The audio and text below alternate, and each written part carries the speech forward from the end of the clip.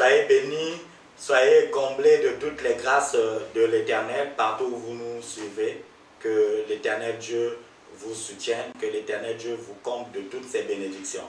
Merci à vous tous qui ne cessez de partager ces moments d'édification avec vos amis. Vous permettez ainsi que vos amis, ainsi que les amis de vos amis, ainsi de suite, soient bénis, soient enrichis par ces différents enseignements. Merci à tous ceux-là qui nous encouragent au travers des commentaires, qui nous encouragent au travers de leurs messages inbox. Merci pour tous ceux-là qui nous ont écrit sur notre boîte mail, ils nous ont laissé des messages. Pour ceux-là qui nous ont posé des questions, nous croyons que vous avez été bénis par toutes les réponses que nous vous avons apportées. Merci pour tous les témoignages que vous ne cessez de nous envoyer, de ce que l'Éternel Dieu est en train d'accomplir dans vos vies depuis que vous avez commencé à suivre ces enseignements et à les partager. Je vous encourage à continuer à le faire, et à ceux-là qui n'avaient pas encore commencé à le faire, je vous encourage à le faire. Il ne s'agit pas seulement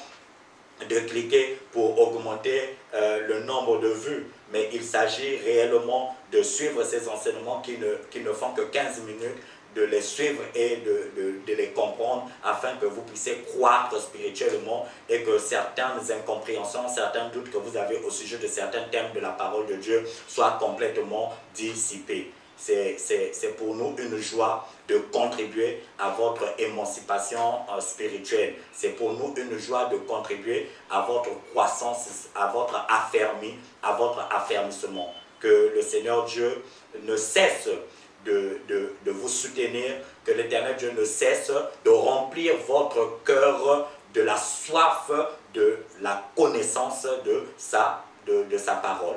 Nous avons abordé le thème au sujet de la dîme depuis la semaine passée. Vous pouvez vous connecter sur notre page YouTube pour suivre le début de cet enseignement. Vous pouvez également le suivre sur cette page. Que l'Éternel Dieu vous aide vraiment à suivre ces enseignements avec une attention particulière.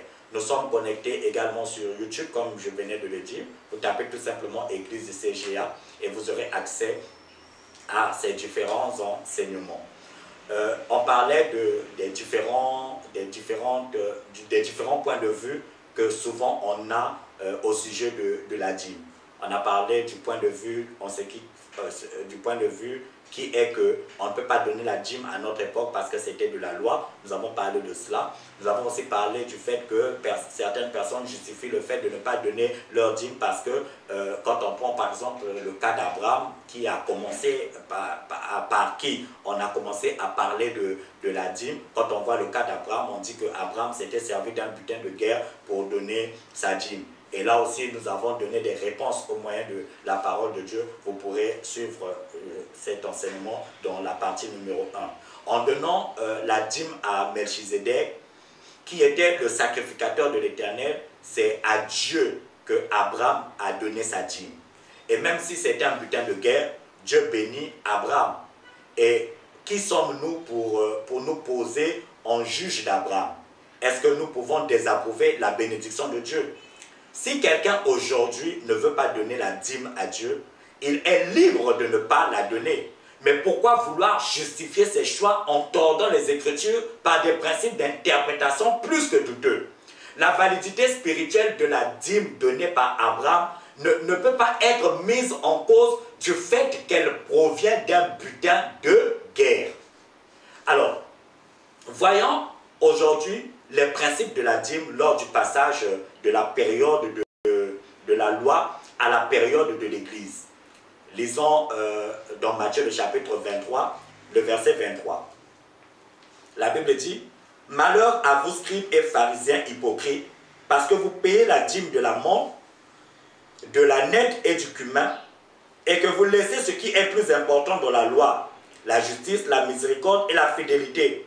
C'est là ce qu'il fallait pratiquer sans négliger les autres choses. » Ici, Jésus reproche aux scribes et aux pharisiens leur abandon de la justice, de la miséricorde et de la fidélité. Alors que ceux-ci sont très méticuleux dans leur pratique de donner la dîme. Est-ce que Jésus parle contre la dîme? Je ne vois pas ça dans ce passage. Pas le moins du monde. Après avoir mis l'accent sur ce qu'il devait pratiquer, c'est-à-dire la justice, la miséricorde et la fidélité, Jésus ajoute bien, il dit, sans négliger les autres choses. Ces autres choses sont les choses mentionnées au début du verset, c'est-à-dire la dîme de tout. Donc, Jésus ne met pas fin à la pratique de la dîme. Il la confirme tout en relevant des graves manquements dans la vie spirituelle des scribes et des pharisiens. Ce point est aussi embarrassant que la pratique de la dîme par Abraham. Pour ceux qui s'opposent à la dîme comme principe traversant les époques. Mais qu'à cela ne tienne. Voici un argument souvent que les gens présentent. Ils disent non, Jésus s'adresse ici à des pharisiens. C'est normal qu'il les encourage à ne rien négliger de la loi. Nous n'avons pas besoin de nous sentir concernés par la dîme en tant que chrétiens. Jésus s'adresse à des pharisiens, disent-ils. Et là, moi, j'ai encore envie de dire, et alors? Et alors? Cette méthode d'interprétation qui consiste à dire que ce n'est pas pour nous à ses limites. Jésus évoque d'autres sujets que la dîme dans ce même verset. Peut-on dire aussi que c'est pour les pharisiens et que ce n'est pas pour nous les chrétiens? Donc la justice, la miséricorde et la fidélité dont Jésus recommande aux pharisiens, ce n'est pas pour nous les chrétiens, c'est pour les pharisiens. Mais c'est pour nous aussi. C'est pour nous aussi. La justice, la miséricorde, la fidélité, n'est-ce pas pour nous aussi? Mais bien sûr que oui, c'est pour nous aussi. Alléluia, c'est pour nous aussi. Alors, quelle est donc cette méthode d'interprétation arbitraire? En vertu de quoi choisit-on dans le même verset ce qui est pour nous et ce qui n'est pas pour nous? Jésus a dit beaucoup de choses aux pharisiens qui sont pour les serviteurs de Dieu de toutes les époques, notamment sur leur hypocrisie. Ceux qui ne veulent pas reconnaître le principe de la dîme dans leur vie, ils font là un choix personnel. Mais pourquoi vouloir utiliser la Bible en interprétant ce verset de manière totalement arbitraire? Ne pouvons-nous pas apprendre des principes sortant de la bouche de Jésus sous prétexte qu'il a parlé sous la dispensation de la loi et souvent en présence des pharisiens? En vertu de quoi choisissons-nous ce qui est pour nous et ce qui est pour les Juifs? Serait-ce en fonction de ce qui nous plaît ou bien selon les principes d'une saine interprétation? Quand c'est des bénédictions que l'on trouve dans l'Ancien Testament, là on les prend bien pour nous. Mais quand c'est des malédictions, on préfère les laisser aux Juifs. Cette méthode d'interprétation est pathétique. Pour moi, cette méthode d'interprétation, elle est complètement lamentable. Jésus n'avait pas pour habitude, il avait pour habitude de relever la valeur spirituelle de la loi. Il ne la diminuait jamais. Il ne l'annulait pas également. Il n'annulait pas la loi. Il ne diminuait pas aussi la loi.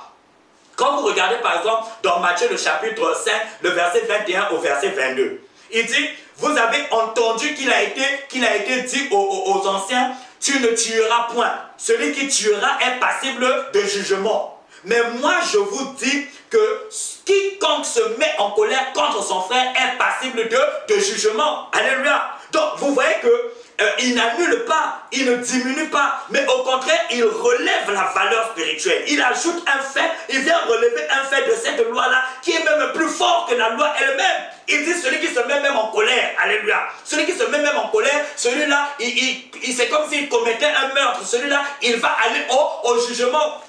Dans Matthieu le chapitre 5, le verset 19, lui-même il dit, celui qui supprimera l'un de ses plus petits commandements et qui enseignera aux hommes à faire de même sera appelé le plus petit dans le royaume des cieux. Mais celui qui les observera et qui enseignera à observer, celui-là sera appelé grand dans le royaume des cieux. Il est évident que la justice, la miséricorde, la fidélité prêchée aux pharisiens par Jésus est valable pour tous, y compris pour nous aujourd'hui. Nous n'avons pas le droit d'invoquer le fait que Jésus parlait aux pharisiens et aux juifs de son époque pour se dispenser de ces choses, y compris de donner la dîme. Non seulement Jésus n'a pas mis fin au principe de la dîme, mais les apôtres n'y ont pas mis fin non plus. Alléluia, ils n'ont pas mis fin non plus.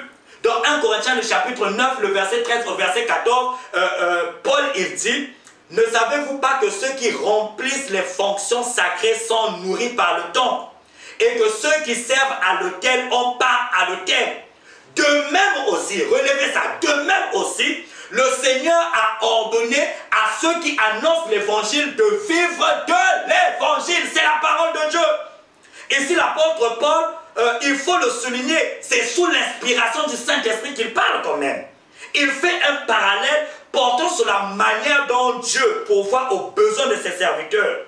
Il parle des moyens de subsistance de ses serviteurs, des serviteurs de Dieu de la nouvelle alliance. L'axe grammatical qui se trouve entre ces deux groupes est de même aussi. Ok? De même aussi.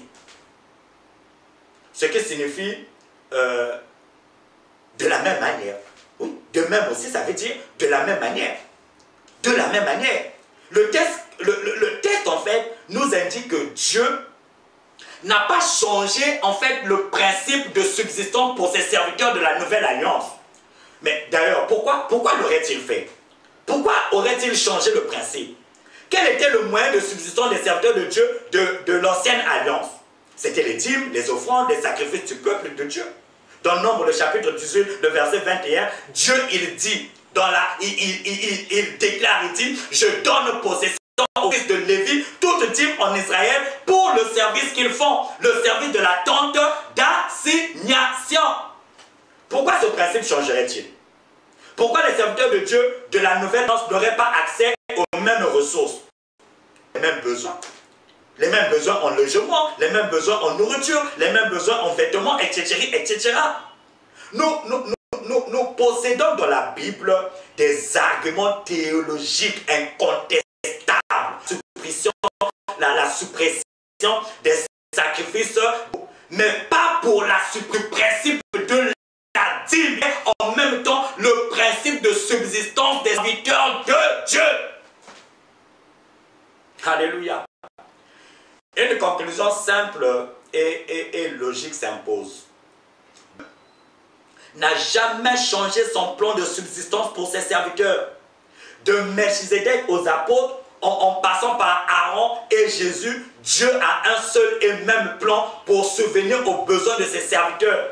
Cependant, il n'a jamais été question de l'exiger. Non, non, non, Dieu n'exige pas. Nous n'avons pas de textes montrant que Jésus exigeait la dîme. Mais nous avons des textes montrant que lui et ses apôtres avaient une bourse en commun et qu'ils recevaient de quoi subsister. Dieu n'exige pas, mais il bénit ceux qui suivent ses principes. Il bénit ceux qui donnent leur dîme et offrent et leur offrande. Alléluia. Il bénit cela. Ceux qui donnent leur dîme, ceux qui donnent leur offrande dans son œuvre. Car Dieu investit dans la vie de ceux qui prennent au sérieux leur propre investissement dans son œuvre. Si quelqu'un veut donner pour le service de Dieu 1/10 de tout ce qu'il reçoit chaque mois, Dieu le bénira. Dieu le bénira. Est-ce à dire que Dieu rendra le donneur très riche? Hein? Est-ce que ça veut dire que Dieu rendra le donneur très riche? Non, on ne peut pas promettre cela. Les bénédictions de Dieu ne sont pas que de l'argent. Les bénédictions de Dieu ne sont pas que de l'argent. Il y a tellement de choses que le Seigneur fait pour nous qui vont au-delà, qui valent même plus que de l'or. Alléluia. Qui valent plus que de l'or. Il y a des combats que l'Éternel Dieu combat pour nous. Il y a des livrances que l'Éternel Dieu nous accorde. Il y a des soutiens que le Seigneur Dieu nous accorde. Tout simplement parce que nous soutenons son œuvre. Tout simplement parce que nous donnons. Ça ne veut pas dire que parce que nous donnons, on va être très riche. Ça, ce n'est pas la parole de Dieu. Alléluia. On ne donne pas à Dieu dans le but d'obtenir davantage de richesse. Mais on rend la dîme à Dieu parce que cela lui appartient. N'ayons pas une théologie de la richesse, mais une théologie de la bénédiction. C'est par la foi qu'Abraham a vaincu et donné la dîme. Dieu l'a béni. Si quelqu'un par égoïsme, par avarice ou par manque de foi ne veut pas donner la dîme, il est totalement libre de le faire. Cependant, il n'a pas besoin de chercher une théologie avec des arguments médiocres d'interprétation de la Bible pour ne pas donner sa dîme. Et Dieu accordera à cet homme selon son propre cœur exactement ce qu'il a sémé. Dans 2 Corinthiens, le chapitre 9, le verset 6, Paul, il dit, sachez-le, celui qui sème peu moissonnera peu, et celui qui sème abondamment moissonnera abondamment. Dans Galates, le chapitre 6, le verset 7, la Bible dit, ne vous y trompez pas, on ne se moque pas de Dieu. Ce qu'un homme aura sémé, il le moissonnera aussi. Pardonnez la rudesse de ces termes, mais il s'agit d'une loi de la nature créée par Dieu. Nous ne cherchons pas à plaire ni à déplaire, mais nous recherchons de plus grandes bénédictions pour ceux qui étudient le sujet de la dîme. Alléluia. Il est vrai que chaque époque et en divers lieux, quand les circonstances spirituelles n'étaient pas réunies, des serviteurs de Dieu ont exercé d'autres métiers pour subvenir à leurs besoins. Ce n'était pas la solution voulue originellement par Dieu et son œuvre. Parce que quand il le faisait, l'œuvre de Dieu était considérablement ralentie. D'accord? C'était considérablement ralenti. Mais l'apôtre Paul a été obligé, dans certains contextes, de travailler de ses propres mains. Mais c'est aussi lui qui a été inspiré d'écrire. De même aussi, le Seigneur a ordonné à ceux qui annoncent l'évangile de vivre de l'évangile. Alléluia. Aujourd'hui, il reste encore un sacrificateur du même ordre que Melchizedek. Il reçoit les dîmes par l'intermédiaire de ses serviteurs. Il reçoit les dîmes des mains de ceux qui la donnent par la foi, comme Abraham. Nous allons continuer avec cet enseignement le vendredi. Je vous donne rendez-vous alors pour que nous puissions suivre la suite. Que l'Éternel Dieu vous bénisse.